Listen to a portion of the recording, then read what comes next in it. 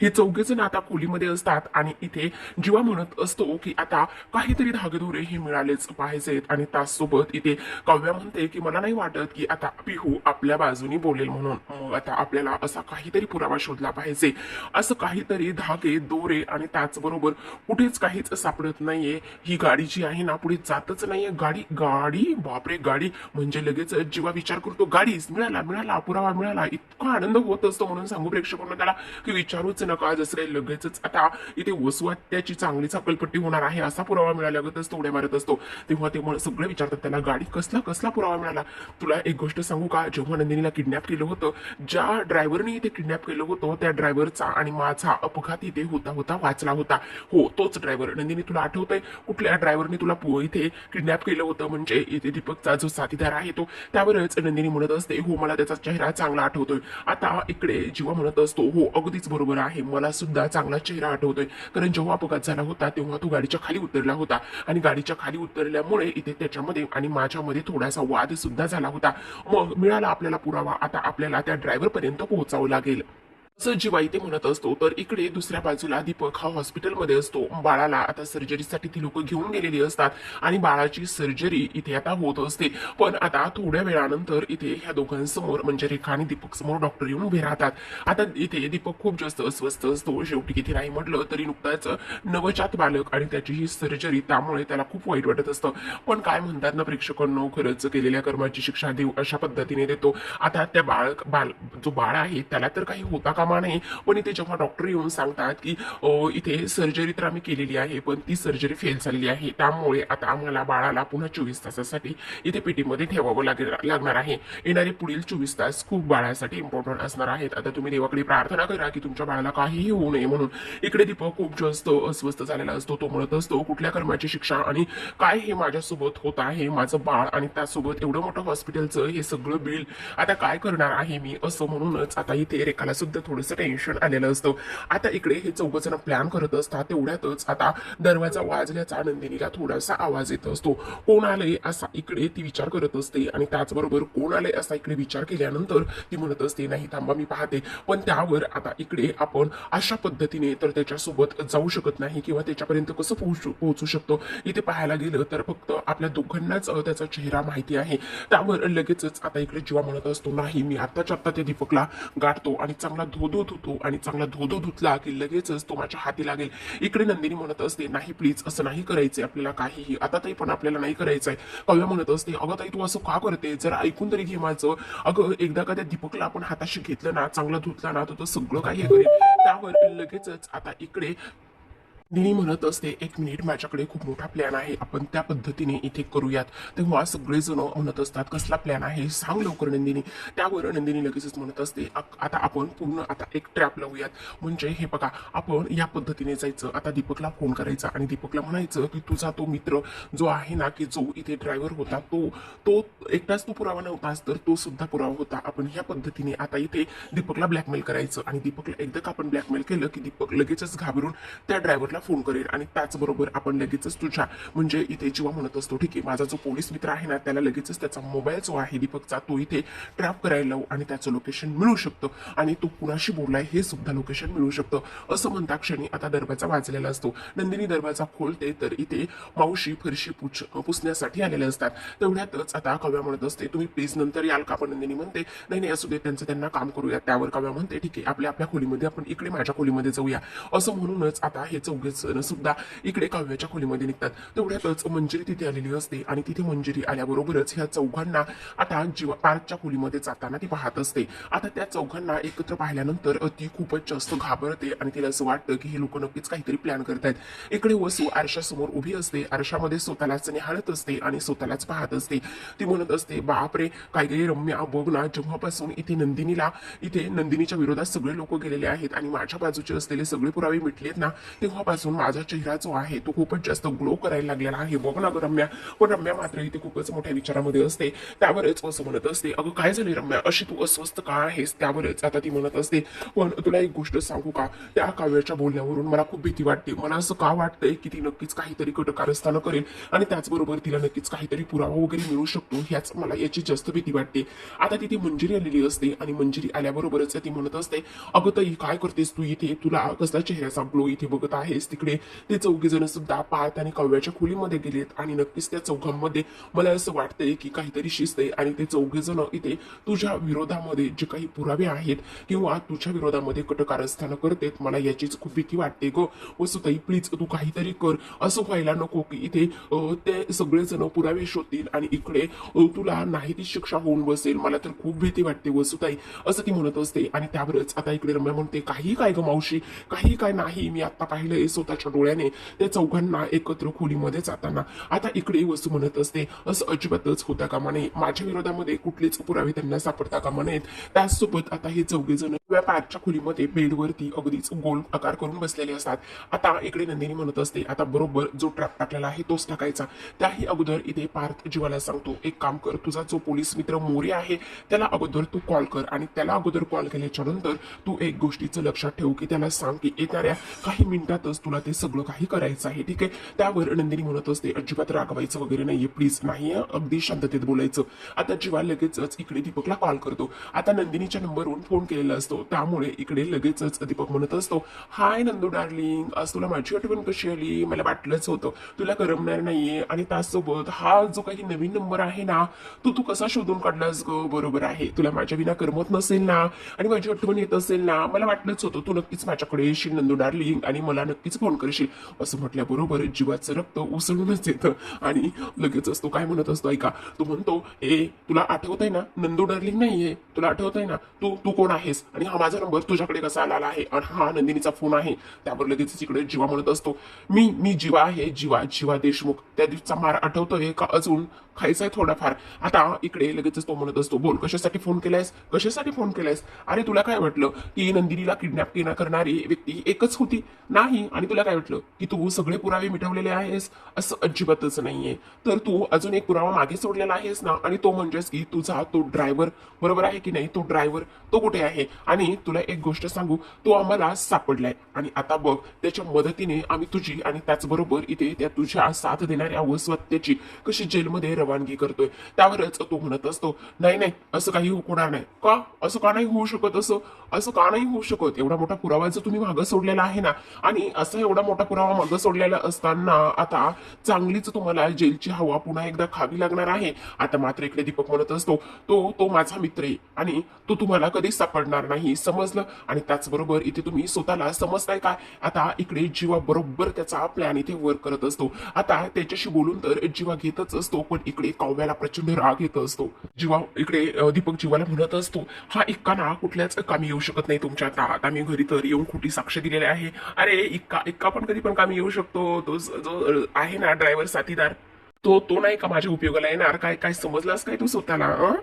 आता इकडे तो म्हणत असतो, ए जा रे, तू नकोस त्याचं टेन्शन घेऊ. आणि त्यावर आता इकडे तो तुला सापडणार नाही. इकडे जीवा म्हणत असतो, ज्या वेळेस तुझी गल्ली शोधून काढली होती आणि तुला फोडून काढलं होतं ना, तशाच पद्धतीने इथे तुझ्या साथीदाराला सुद्धा इथे शोधून काढू, समजलं तुला?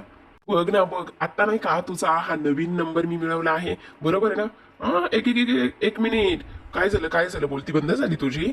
आता तुला असं वाटत असेल ना, किंवा तुला आत्ता इथे काही बोलावं काय नाही हे सुचत नसेल, बरोबर की नाही? आणखी एक महत्वाची गोष्ट, खरं तर तुला फोन कशासाठी केलाय, शेवटची वॉर्निंग आहे ही तुला. आता जे शेवटचे दिवस तुझे उरलेले आहेत ना, ते तू सुखाने जगण्याचा प्रयत्न कर आणि ही तुला शेवटची वॉर्निंग आहे. आणि तयार राहा खडे फोडण्यासाठी तुला. आणि त्याचबरोबर तुझ्या ज्या वसुंधरा मॅडम आहेत ना, त्या तुम्हा दोघांना सुद्धा लवकरच एकत्र खडी फोडायला पाठवणार आहोत आम्ही, समजलं तुला? त्याचसोबत जीवाने असं म्हटल्याबरोबर जीवा फोन कट करत असतो. तर इकडे जो दीपक आहे तो विचार करत असतो, बाप रे, म्हणजे खरंच हे त्या सँडीपर्यंत जाऊन पोहोचतील का? आणि जर ते सँडीपर्यंत जाऊन पोहोचले तर नाही नाही मला काहीतरी करावंच लागेल, असा इथे दीपक विचार करत असतो. आता लगेचच इकडे काव्या म्हणत असते, बाप रे नंदिनी ताई काय ग्रेट आहे हे सगळं काही, आणि बरोबर आता बरोबर तुझा प्लॅन वर्क होतोय असंच मला वाटतंय. आता इकडे वसवात्या आलेली असते आणि इकडे वसवात्या आल्याबरोबरच ती दरवाजाला कान देऊन ऐकण्याचं काम करत असते. इकडे लगेचच नंदिनी म्हणत असते आता बरोबर ठरल्याप्रमाणेच इथे तो जो आहे तो लगेचच त्याच्या साथीदार मित्राला फोन करेल आणि त्यावर लगेचच पार्थ म्हणत असतो मग लगेचच जीवाचा जो मोरे इन्स्पेक्टर मित्र आहे त्याचा नंबर ट्रेस करेल आणि लास्टच्या नंबरचं लोकेशन इथे ट्रेस करून आपल्याला कळवेल.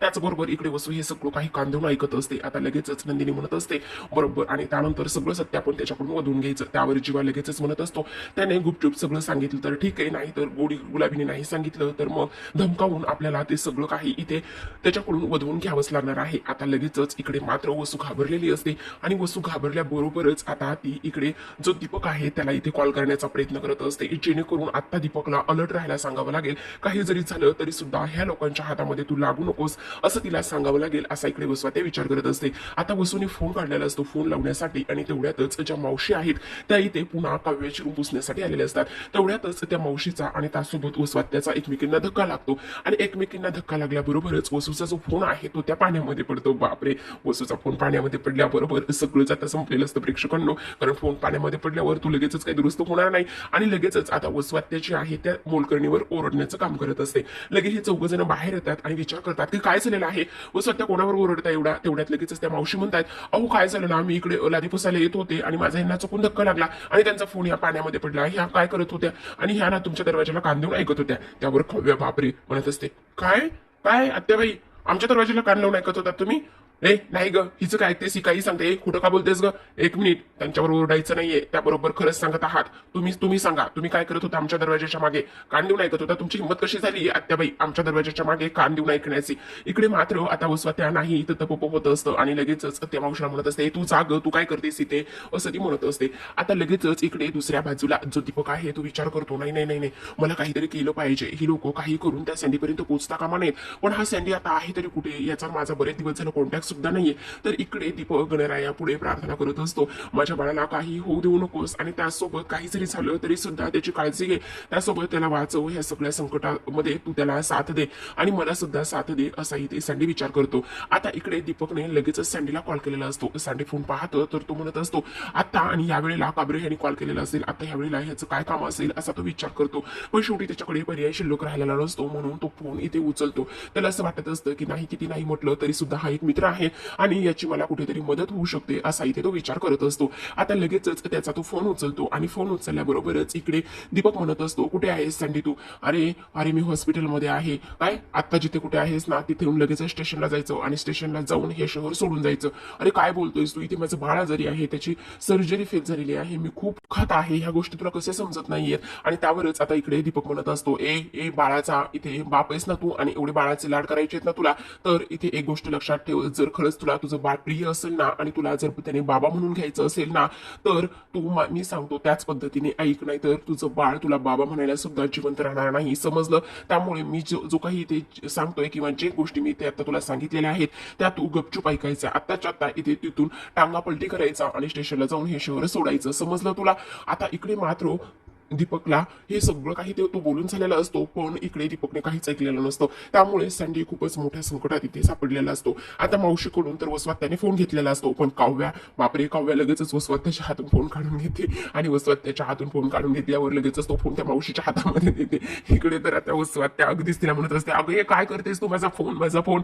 इकडे काव्या म्हणत असते ओ आत्याबाई चला तुमच्या फोनचं काय घेऊन बसलाय तुम्ही, मला एक गोष्ट सांगा आणि विषयाला वेगळं वळण देऊ नका. तुम्ही आमच्या खोलीच्या बाहेर काय करत होतात, तुम्ही सांगणार आहात की नाही? त्यावरच आता इकडे वसू म्हणत असते ए बाई काव्या गप्प बस ग, कशाला उगाचच अंगावर धावून येतेस तू आणि एवढी ओरडण्याची काहीच गरज नाहीये. पण काव्या मात्र अजिबातच शांत बसत नसते.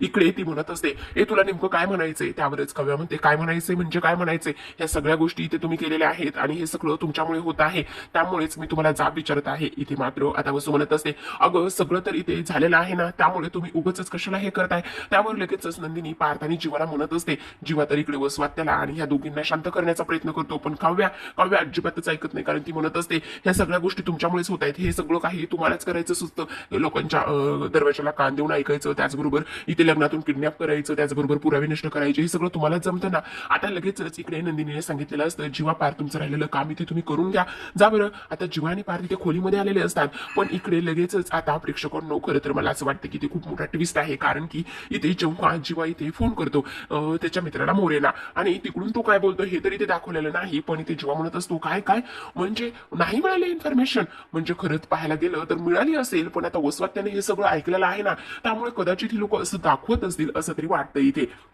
इकडे आता जो दीपक आहे तो हॉस्पिटलमध्ये एअर जरा घालत असतो आणि ज्या पद्धतीने डॉक्टरांनी सांगितलेलं असतं की तुमच्या बाळासाठी हे येणारे 24 तास खूप महत्वाचे आहेत, तुमच्या बाळाला हे 24 तासामध्ये काही होऊ शकतो, त्याचबरोबर इकडे तुम्ही देवाकडे प्रार्थना करा. तेव्हा इकडे सँडी विचार करत असतो आता काय करावं काय नाही ह्या गोष्टी मला कळत नाहीत. इकडे लगेचच आता पार्थाला विचारतो काय झाले जीवा, सगळं काही व्यवस्थित आहे ना, तर जीवा म्हणत असतो नाही, त्यांच्या हाती जास्त काही लागलेलं नाहीये आणि आईन जेव्हा 80% काम झालं होतं, 20% काम राहिलं होतं, त्यावेळेस सगळे काही पुरावे नष्ट झालेले आहेत, त्यांनी तो त्याची कार आणि त्याचबरोबर इथे जो मोबाईल आहे तो डिस्ट्रॉय केलेला आहे. इकडे काव्याने वसूचा हात धरलेला असतो आणि ती म्हणत असते आत्याबाई तुम्हाला मी प्रश्न विचारलेला आहे, पण वसू म्हणत असते अगं माझा फोन तो दुरुस्त करावा लागेल. ओ फोनला काय ते घाला तिकडे खड्ड्यात तुमचा फोन, इकडे तुम्ही आमच्या खोलीच्या बाहेर काय करत होता सांगा ना, काय करत होतात. अगं हे माझं घर आहे, मी कुठेही जाईल कुठेही मिरवेल आणि काहीही करेल ना. हो तुम्ही काहीही करू शकता वसूबाई, ओ बाई आत्याबाई तुम्ही काहीही करू शकता, तुम्ही कुठेही फिरू शकता, काहीही करू शकता, तुम्ही पुरावेही नष्ट करू शकता, तुम्ही लग्नातून किडनॅपही करू शकता, तुम्ही काहीही करू शकता, समजलं.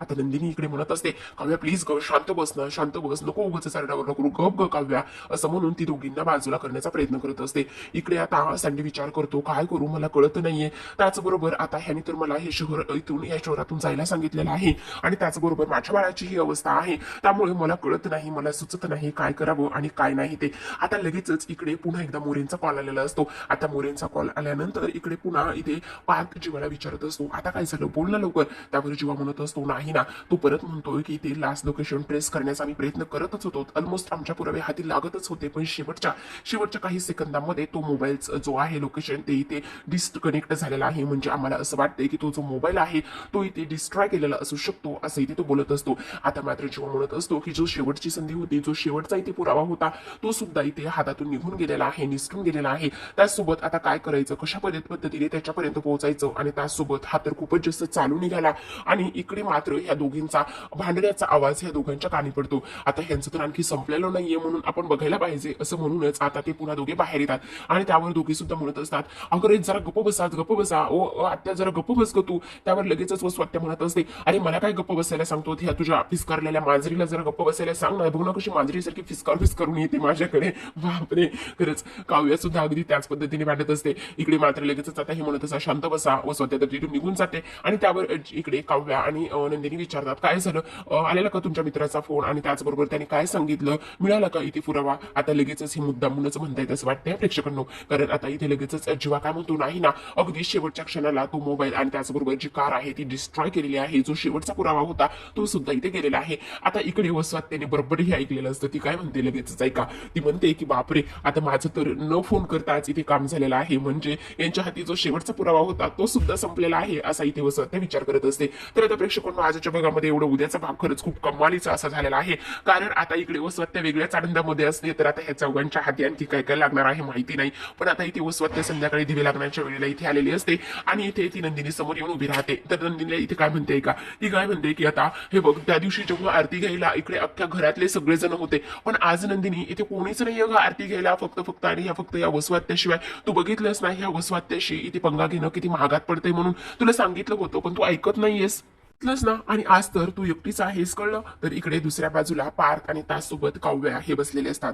तर इकडे पार्थ म्हणत असतो काव्याला खरं तर जो इथे ड्रायव्हर आहे त्या ड्रायव्हरला इथे जीवा आणि त्यासोबत नंदिनी ह्या दोघांनीच पाहिलेलं आहे, आपण तर त्याला पाहिलेलं नाहीये, पण इथे मग आता आपण त्याला कसं ओळखू शकतो आणि त्याचबरोबर कशा पद्धतीचे पुरावे इथे समोर येतील त्यावर काव्या खूप जास्त विचार करत असते. पण प्रेक्षकांनो सगळ्यात महत्वाची गोष्ट म्हणजेच की इथे आता नंदिनी आणि जीवाने तर पाहिलेलं आहे आणि घरामध्ये तर आपला एवढा मोठा आर्किटेक्ट बोका आहे की नाही, त्याचा कधी उपयोग होणार आहे असा काव्य नक्कीच विचार करू शकते. हा तर इकडे दुसऱ्या बाजूला हा जो सँडी आहे तो खूप घाबरलेला असतो. तर इकडे आता रेखाने शेवटी जे व्हायचं होतं आणि जे तिला अगोदरच करायला पाहायचं होतं ते तिने आत्ता शेवटी केलेलं आहे. तिने इकडे नंदिनीला कॉल केलेला असतो आणि नंदिनीला कॉल केल्यानंतर इथे नंदिनी विचारते काय झाले रेखाताई, तुम्ही अशा अस्वस्थ का आहात, रडत का आहात. त्यावरच इथे ती म्हणत असते अगं माझ्या भावाला म्हणजेच माझ्या बहिणीला इथे डिलिव्हरी झालेली आहे आणि माझ्या भावाला इथे बाळ झाले ग. मग काय झालं, चांगली गोष्ट आहे आनंदाची. नाही ग, इथे जन्मताच त्या बाळाला इथे काचेच्या पेटीमध्ये ठेवलेला आहे ते बाळ खूप जास्त नाजूक आहे असा इथे ती विचार करत असते. त्याचबरोबर इथे आता नंदिनी म्हणते की अच्छा एवढं सगळं झालेलं आहे, तुम्ही कुठे आहात आता, कुठल्या हॉस्पिटलमध्ये आहात? त्यावर लगेचच आता इकडे रेखा म्हणत असते आम्ही सिटी हॉस्पिटलमध्ये आहोत. तर नंदिनी म्हणत असते ठीक आहे, अच्छा असं आहे तर मग तुम्ही काळजी करू नका, मी आत्ताच्या आत्ता तिथे येते असंच आता इकडे रेखा सांगत असते. त्याचबरोबर इकडे लगेचच नंदिनी आणि त्याचसोबत जीवा एका गोष्टीचा विचार करतात की आपल्याला काही जरी झालं तरी सुद्धा आता तिथे जाऊन पोहोचलं पाहिजे आणि तिथे जाऊन पोहोचल्यानंतर सगळ्या काही गोष्टी ज्या आहेत त्या इथे व्यवस्थित होतील असा तो विचार करत. तुम्हाला हा व्हिडिओ आवडला असेल तर लाईक करा, शेअर करा आणि चॅनलला सबस्क्राईब करा. बेल नोटिफिकेशन ऑलवर सेट करा जेणेकरून सगळ्या नव्या व्हिडिओंच्या अपडेट्स तुम्हाला मिळतील. तुमच्या प्रतिक्रिया आणि कमेंट्स नक्की कळवा.